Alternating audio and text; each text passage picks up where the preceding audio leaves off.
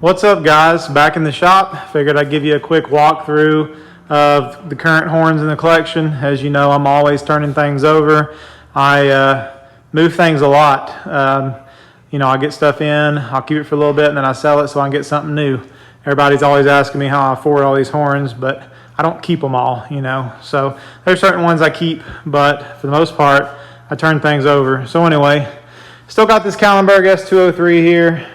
Not sure if I'm gonna ever get a dedicated video up of it, but it does have an extension on it I play with, so I can change the tone. Right now it's set up for 77 hertz, so super deep. But anyway, and of course I've got my Kallenberg T3. It's a pretty nice one. I really do like that horn. That's the one that was usually up top there, but I've got a D3 up there right now. Just some various horns that I've got. Nothing too special on the floor. Here's a CSX horn that I've got. I know the unit number on it. I can't remember off the top of my head. So RS5T. Here's a new one that I've gotten here recently. So I got an ambulance going by the house or something.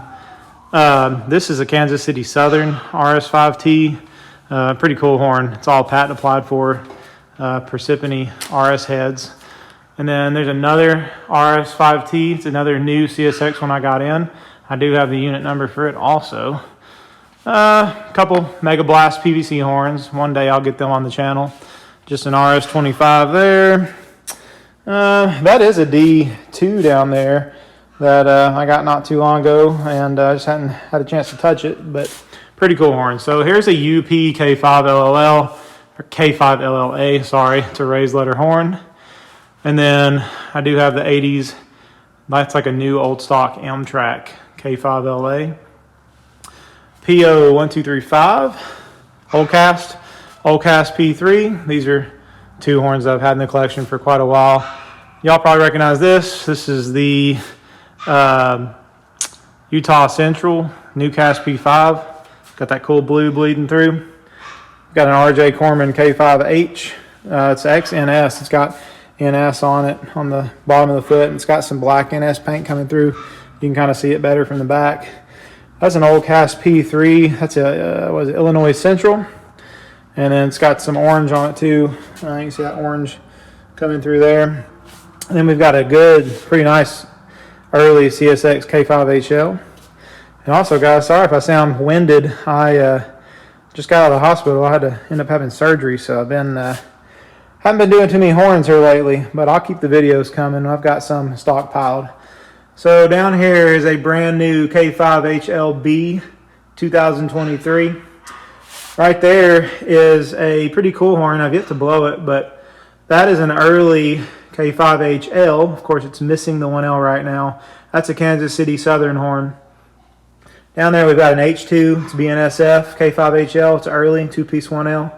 Next to it is another BNSF early two-piece 1L, just in black, K5HL.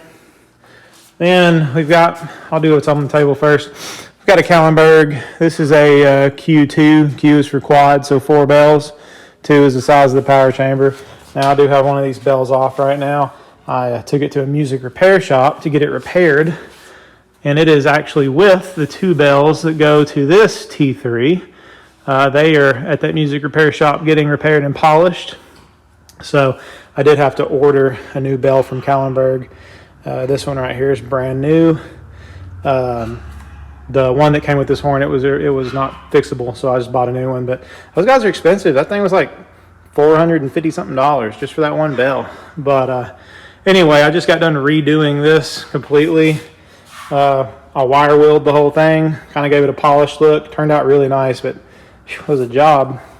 But anyway, I've got Moolah has some RS heads that are getting remachined. This horn is a Newcast P5, but it is an Oldcast manifold, as you can see there. This was up on the Facebook groups. I decided to grab it. Let's see, I guess we'll look under here real quick. Honestly, I can't even remember what I got under here. That's a non-raised letter. Oh, it's a square tag, K3HA. It has been vapor blasted, so pretty cool. That is the 1997 new old stock K5OA. Really nice sounding horn. That right there is a brand new 2023 K5LA, just with cones, CDFs. Then under there, we've got the Waco E2B3. Sorry guys, I ain't gonna be able to bend over. I had surgery on my abdomen, my stomach, so can't really bend. Get this pup out of the way. Anyway, E2B3, XMKT, that's what that one is. That's another E2B3. I'll have it on the channel here soon. And then under there, sorry guys, trying to figure out what that is. Oh, that's just a K3LA. No, that's the K3LP with that 3B on it. Okay, also we've got a Bill B5 2008. This is the one that's been on the channel before that I ran actually at Tennessee Central Railway, ran on their train. And then this is a new Bill B5 I picked up here recently. This is one of three. It's tuned to A major 7th. Really good sounding horn. One of three of those. Then that K3 right there is a brand new old stock. As you can see, it's got the plug in the bass. That's a 1999. It's got an interesting tag number. It's like, I can't remember what the tag number is, but it's a interesting number. Anyway, we've got early S3L bronze tabby, 2-piece welded bells. Another early S2M welded bell. And then you see this Mac McGuinness sign right there. It says Mac McGuinness. That's actually what this horn came off of. It came off of the line boat, tugboat Mac McGuinness. So I'm in the middle of a restore on it. Almost done. Okay, M5. On top, we've got an S31. It's a welded 31 also. Bronze tabby, real nice horn. There's an early S3L. It's got both welded bells. This horn actually has a really early, it's reversed, but the 44 on it is a very early one. It's got the 440 bell on it with the groove for the O-ring. That's the S5D. Hadn't changed. Hadn't had it down in a while. This is the S5A. Actually, it's set up as an RS5A right now. I don't know if you can see, I've got RS heads on it. And not been on the channel yet. I did put a video up on Facebook on some of the horn groups, seeing what people thought about it, and it's got mixed reviews. I think it sounds pretty good, but it's definitely different. And of course the SL4T with the aluminum tabbies.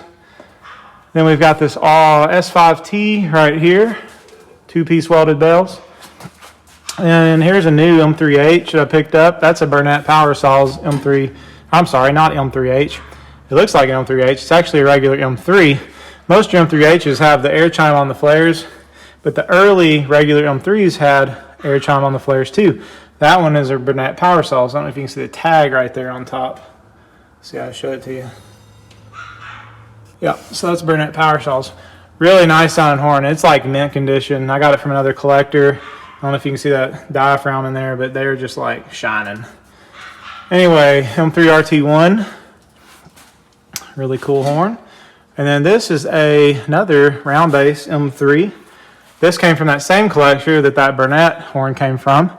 So you can see, I don't know if you can see, it's just mint condition. But this one is actually, I'm trying to remember the name of it, what the heritage is on this horn.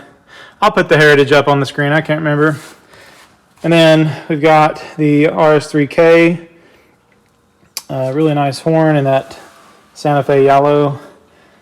Now this is another really special horn I got in here recently. This is another S5T. I've got quite a few 5-chime Leslies, as you can see. This one is CN&W, all original, very early.